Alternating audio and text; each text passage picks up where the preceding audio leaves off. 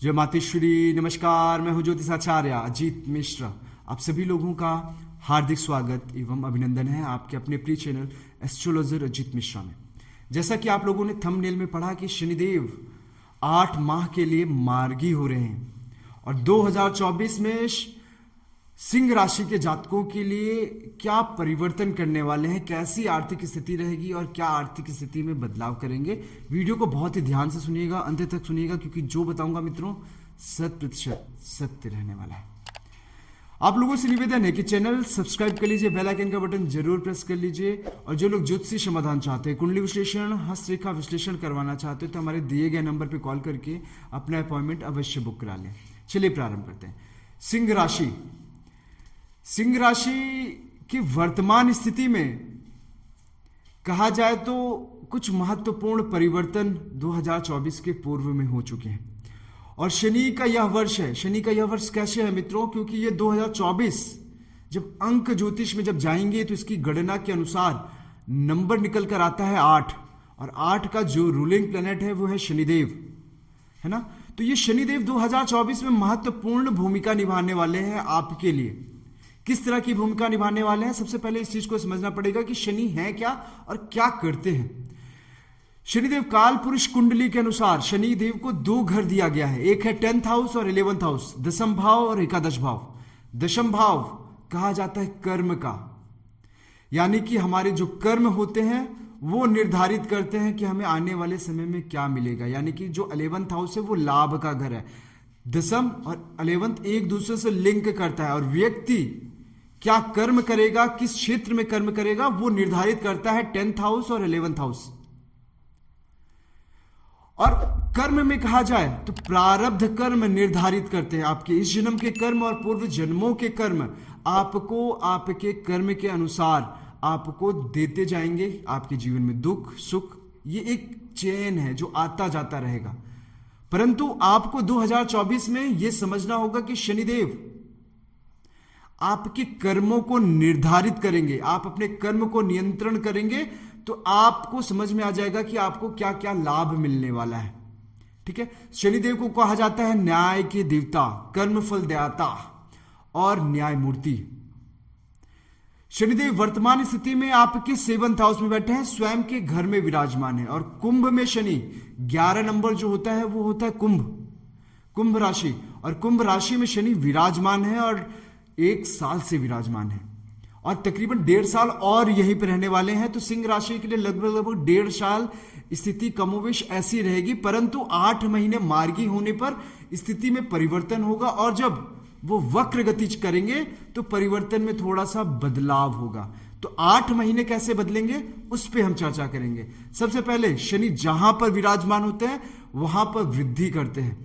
शनि आपके वर्तमान में आपके 7th भाव में दाम्पत्य स्थान में पार्टनरशिप में विराजमान है और दाम्पत्य स्थान में थोड़ा सा आपको समझने की आवश्यकता है, आपको अपने कर्मों पे नियंत्रण करने की आवश्यकता है।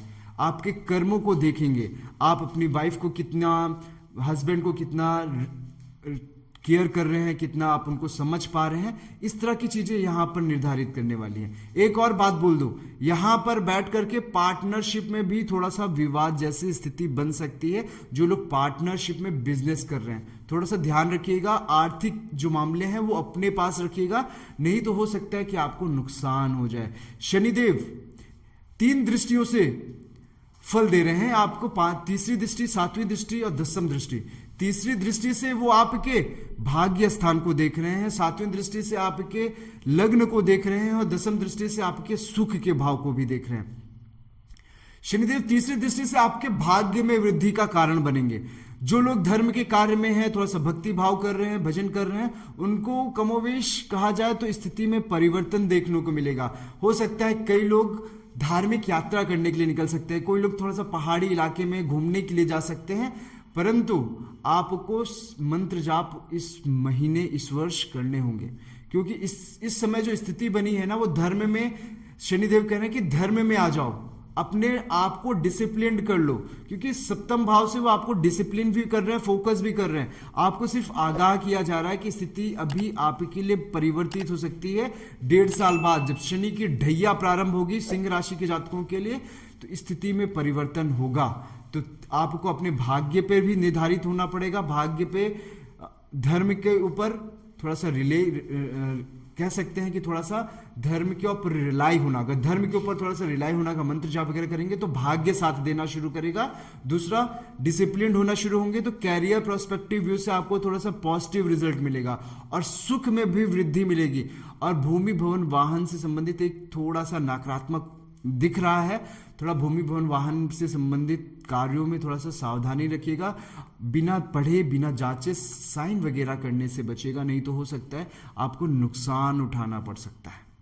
ठीक है, तो एक निगेटिव इंपैक्ट मैंने आपको बता दिया। ओवरऑल कंक्लूजन जो है, दाम्पत्य जीवन में थोड़ा सा निगरानी का है, थोड़ा सा वहां पर आपको नियंत्रण रखना है, कोई गलत चीजों से करने से बचिएगा, चाहे आप किसी को चीट कर रहे हो, किसी को परेशान कर रहे हो, ये सब चीजें करने से बचिएगा। उपाय मैं आपको बता दे रहा हूं अपनी वजन के अनुसार, ये शनि का वर्ष है तो अपनी वजन के अनुसार आपको दान करना है। क्या दान करना है? काली उड़द। अगर आपका वजन 50 किलो है तो आपको अपनी वजन के अनुसार दशांश दान करिए, लगभग 5 किलो, है ना। तो कुल मिला के स्थिति अच्छी बनी हुई है, पर लेकिन आपको अपने कर्मों में नियंत्रण रखना होगा। शनि सप्तम भाव में बैठ करके खास करके आपके दाम्पत्य जीवन में थोड़े सा इंडिकेशन दे रहे हैं, आपको स्वयं को इंडिकेशन आ रहा होगा कि कुछ गड़बड़ हो सकता है। मैं सिर्फ इंडिकेशन दे रहा हूं, बाकी आप समझदार हो, आपको समझ में आ जाएगा। बाकी वीडियो कैसा लगा ये जरूर बताइएगा। अगर कोई प्रश्न है तो प्रश्न पूछ सकते हैं। बेल आइकन का बटन जरूर दबा दीजिए, चैनल को सब्सक्राइब कर लीजिए। मिलते हैं अगले वीडियो में, तब तक के लिए नमस्कार, जय माता दी।